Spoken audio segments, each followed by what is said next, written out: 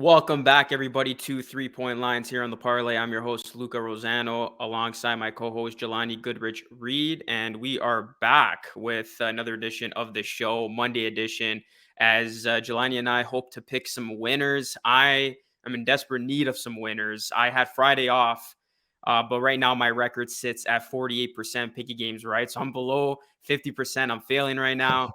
Jelani, how are you looking? Well, I'm 55%. Look, I haven't been on the show as much as you, obviously, so my numbers are going to look better, but we'll see how we do today. There's, not a lot of games tonight, but there are some intriguing ones that we're going to get to today. So let's do it, man. All right, let's start it off here. We got the Miami Heat. They are 6 point favorites against the Wizards. Who do you like in the spot? I'm going to go with Miami tonight. I'm looking at Washington, and they're just a team that has been struggling, right? Remember, they started the year, playing nice basketball. They were looking like a team that could probably be a playoff contender. Remember, they were first early in the Eastern Conference this year, but ever since then, they have been playing basketball that hasn't been as clean. There are guys in and out of the lineup. You're looking at Bradley Beal tonight. He's not going to be there. So who's going Yeah. to be that guy for Washington to step up tonight? And as for Washington, they're 1-7 against the spread in their last 8 games. They have been struggling to find wins as of late, like I said. So when you're looking on the flip side, Miami, they're playing better basketball. They're playing cleaner basketball as of late, despite the fact that they have had guys out. Remember, like usually when I come on with you, we're talking about the depth of Miami, and that will Yeah. again show tonight. And remember, let's face it, they are a team right now that does look like one of those teams in the Eastern Conference that can make some noise this year. I'm liking what they're providing this year. And specifically, I'm looking at Bam Adebayo tonight. He might be the difference for this game. I know that he can do it on both sides of the ball. Defensively, he's going to have to, be that presence and offensively as well, of course, dealing with Thomas Bryant a lot tonight. So yeah, I got Miami. I think they're going to come up big here, and I'm just looking at the fact that they have the momentum, whereas Washington does not. Yeah, I agree with you to open up the show here. I can't go against the Heat and I can't take the Wizards. They have been a mess right now. They're playing some of the worst basketball. And you talk about some of the worst teams in the NBA right now. You got to add him to that list. No Bradley Beal. What's his future going to be like? We'll find out in a couple days if he's traded or not. But this seems like a Wizards team. They're ready to pack it in, they're ready to blow it up. And yeah, it's crazy how this team was sitting at the top of the East at the beginning of the season. And now Right. they're a team that everybody's getting easy wins against. I mean, the Wizards right now, they've lost 7 of their last 8 games, and just 3 of those games have come on the road. But they've been they've lost ridiculous 5 straight, and 6 of 7 at home, and all of those were against the spread losses as well. So this is a Dang. team that they're not only losing, they're not covering the spread. They're getting blown out. They are looking very, very incompetent. Whereas you look at Miami, they got key guys who can show up any given night. And I expect, Bam to have a big game, like you said, Tyler Hero as well. This is a Miami team that can be in so many different ways, and they do have that depth that they can fall back on. And Miami's that team that I'm most looking forward to in the second half of the season with 30 odd some games left to really make a run and see if they can be one of those top teams in the East and potentially have home court for a couple playoff series. So I do like this Miami Heat squad. They're getting healthy. Washington, they're not, and they're just looking very bad right now. And I think it's a matter of time until, like I said, they blow this thing up and they look ahead for future years to come. So yeah, give me the Heat in the spot. I think 6 is not that big of a spread to lay with the Heat, who have been a pretty solid team, not only at home but on the road as well. Yeah, and Washington, look, they haven't been playing well at home as of late. They haven't won at home in a few weeks, and their last 5 home losses have been all by double digits, so 10 plus points. So yeah, give me the Heat as well. But now let's move to the Toronto Raptors and the Charlotte Hornets tonight. Toronto favored 1.5. Where do you go with this? I can't bet against the Raptors right now, man. I Same. simply can't. As much as I don't want to be a homer, I gotta go with them. They are dominating. They've won 5 games in a row, and they're taking on a Hornets team that hasn't been playing good basketball lately. I mean, you look at the Raptors, 5-0 against the spread in their last 5 games, 30-21 against the spread this season. They beat Charlotte Yep. last week, 125-113, and that game was a lot closer, or that game was a lot more of a blowout than what the final score indicated. I mean, the Raptors were in full control of that game, And you look at the Raptors too, they've had success against the Hornets. They've won 3 of 4 against them. And the Raptors have won 5 in a row, like I mentioned, against very good teams. Whereas Charlotte, they've lost 4 in a row, and they've lost to teams like the Heat, Cleveland, Celtics, and Clippers. That's a pretty tough schedule, Yeah. but still, going 0-4 against those teams, that doesn't bode well for them. And my final stat here, 0-5 against the spread in their last 5 games at home. So it's funny because if you were looking at this line throughout, the Hornets actually opened up as a slight favorite. And I was looking at that like, Hmm. wait, what's going on here? But then Yeah. today, everybody was smashing Raptors, where the line has now shifted to the Raptors being a 1.5 point favorite. So it's hard to bet against the Raptors. People are going with this team. It's been an easy bet, it seems, the last few weeks, especially last week when they went 5-0. So the Raptors should have an easy time here beating the Hornets. I expect them to get another win. So I will take Raps here -1.5. We agree with the first two because I'm going with Toronto as well. I like what you mentioned with the Hornets right now. They haven't been good in terms of the bet and the spread in their last few home games, right? And the Raptors on the other side, they're playing well on the road, 4-1 against the spread in their last five. So that gives you, a reason to go Toronto here. But I'm liking what we're seeing from the Raptors. Look, there were times this season where Raptors fans were like, is this team even going to make the playoffs? What's going on? Guys in and out of the lineup, blah, blah, blah. But now we're finding the mojo. The Raptors are looking like one of the better teams in the East right now. And with certain teams dropping down like the Nets, look, the Raptors, top 6 right now. Look at the standings. So you have to be impressed with what you're seeing from Nick Nurse and this group. And tonight, I mean, Charlotte, they're just going to play another good team. You mentioned who they played and who they've lost to as of late. And Toronto, again, a team that could do it on both sides of the ball. Defensively, I think defense is going to be key tonight in terms of perimeter. But yeah, I'm going with Toronto. They're winning by an average, of 6.5 points during this current winning streak. So again, when you're looking at the spread, that gives you reason to go Toronto. And in terms of their last 25 games, they're 20-5 against the spread in their last 25. So again, the safer bet here, Toronto. I was surprised, like you said, to see that it started off being Charlotte being the favorite here. But no, I got to go with the Raptors. They're playing on all cylinders. I do hope that the bench play will be a bit better than what we have seen in certain stretches this season. But when I'm looking at the starters, they're always in double figures. They're always providing a lot on the stat sheet. So yeah, I'm looking at the Raptors tonight. And another power stat to solidify taking the Raptors here. Since January 2nd, the Raptors are 10-1 when Van Vliet, OG, Gary Trent Jr., Siakam, and Barnes all start and play in that Wow. starting five. So that's a very big stat in the Raptors' favor. All right, next game here. We got the Warriors as big favorites on the road against OKC, and rightfully so. This is a very lopsided matchup, at least on paper.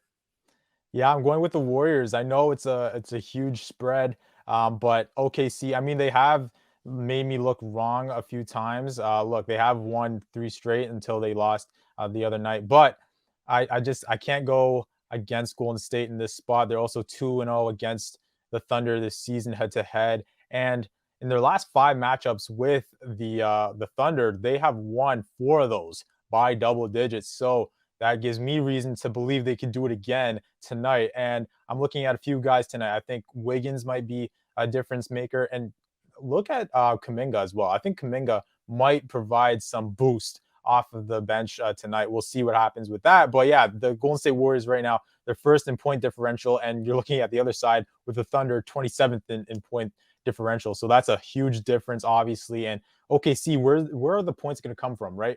Josh Giddey, look, he has been playing well, but he can't be the only guy out there for these guys. They are last in points per game average. They are last in terms of offensive rating on the year. So there are certain stretches where you're going to see them play good teams, and you're going to wonder, are they going to score enough points to win? Because their defense isn't that great either. And when you're looking at their offense is just one of the worst in the association right now.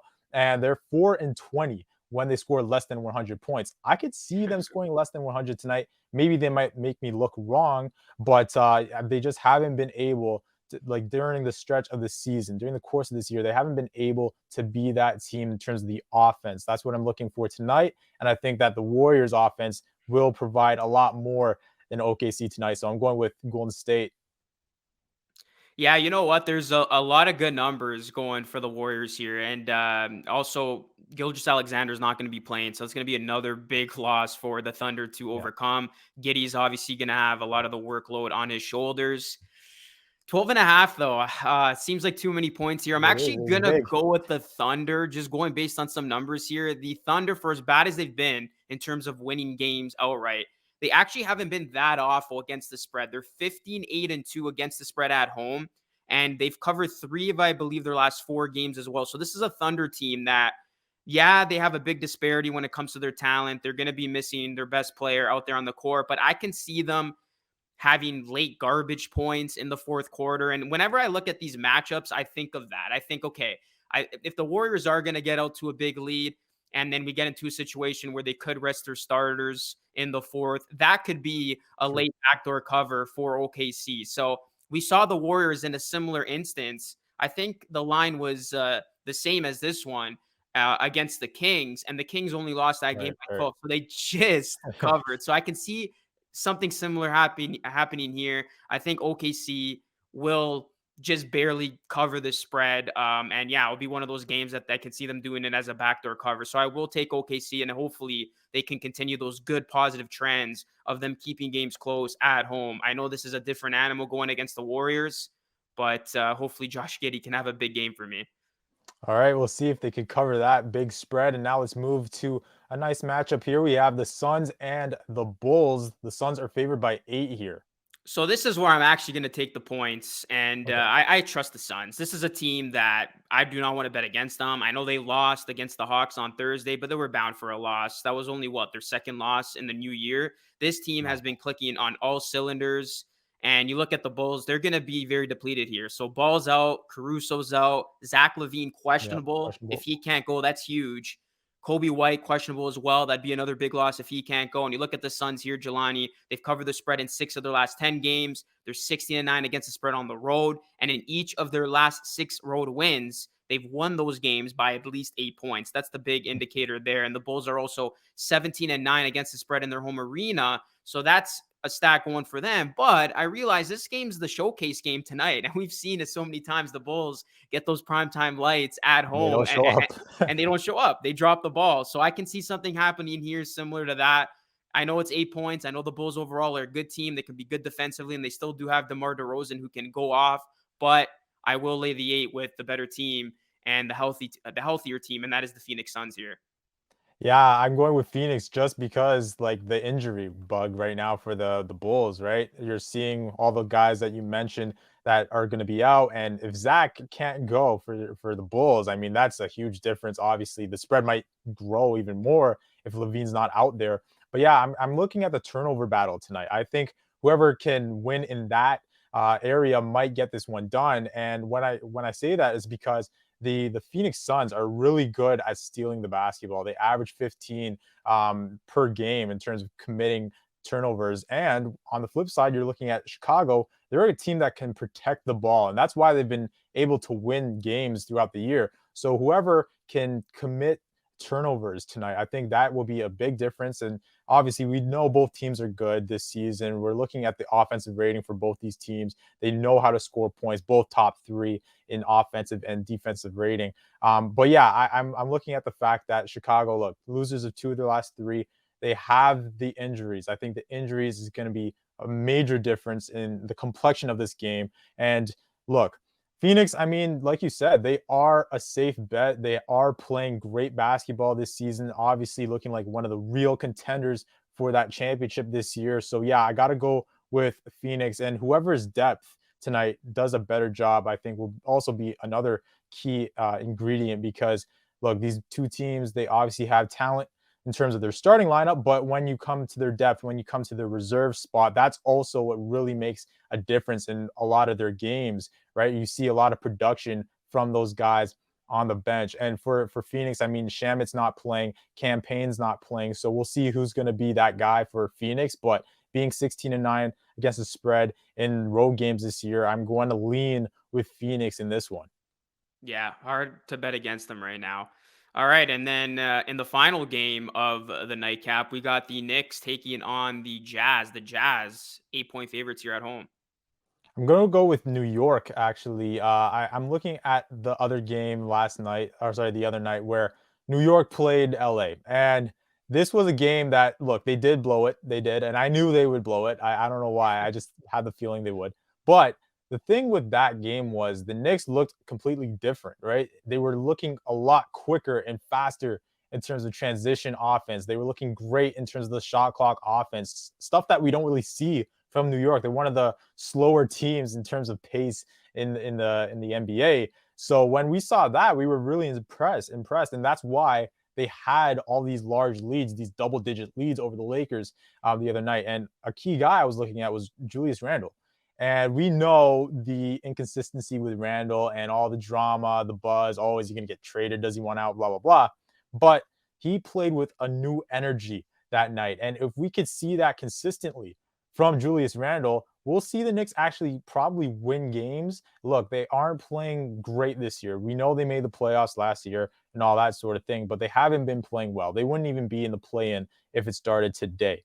So I need Julius Randle to step up, give us that new energy that we saw against the Lakers. That made everyone else around him play better. We saw what happened with RJ Barrett. He had a great night, career high. So we'll see what happens with the Knicks tonight. I'm looking at the Jazz, though. The Jazz on the other side of things, they aren't the greatest team at home. And you might sit back and say, well, they're one of the teams with the best home court advantage in the NBA. Yes. However, 9-18, I guess, the spread in their home games. They haven't been a reliable bet at home, and we know who they are. Utah, look, they're a good team, right? They're good in terms of offensive efficiency, obviously, and shooting efficiency. But this season, they haven't been as good as previous years. So there are certain times, certain games where the spread is looking like this and comfortable, but they haven't been able to cover.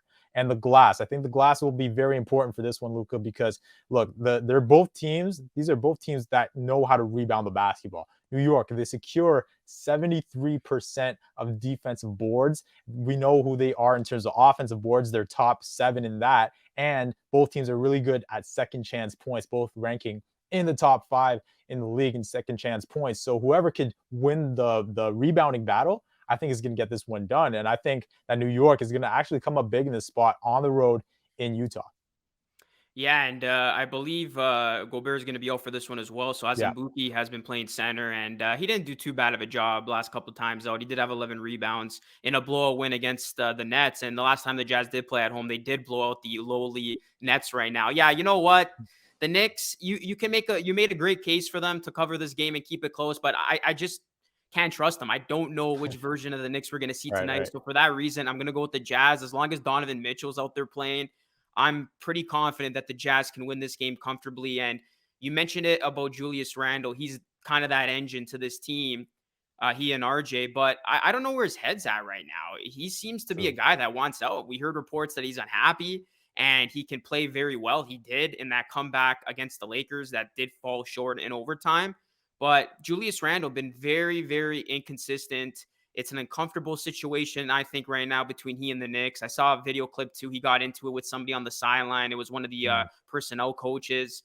I don't know how much longer this Julius Randle era can continue in New York. I don't know, if the Knicks are going to be able to be a team that keeps it interesting and gives themselves a chance just to be in that play-in. They are not looking like the Knicks that they did a year ago. It's crazy how right. a complete disappointing turnaround they have had.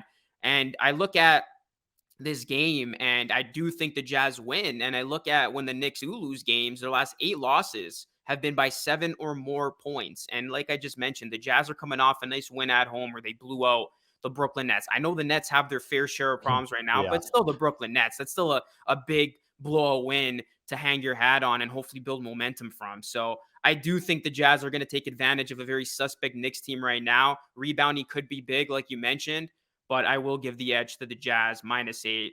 I'll side with them here. All right, so we agree on most our picks today with the Miami one, Toronto, we had Golden State. We're looking at the Phoenix game. It's going to be interesting to see. Look, the 8 number with all the injuries in that one. We'll see how that goes. And then New York and Utah. We'll see if Donovan Mitchell has yet another good night. Luca, we've seen that he's had a great year, obviously. In the Knicks, like you just said, inconsistent, but I'm going with the Knicks tonight. We'll see what happens with that, man. All right, those are going to be our picks against the spread. Let us know who you like in tonight's games from the NBA as we approach closer to the NBA trade deadline. We'll see how these games play out. But thank you so much for watching. You can catch us on 3-point lines Monday through Friday here on the Parlay. On behalf of myself and Jelani, thank you so much for watching. We'll catch you all again tomorrow.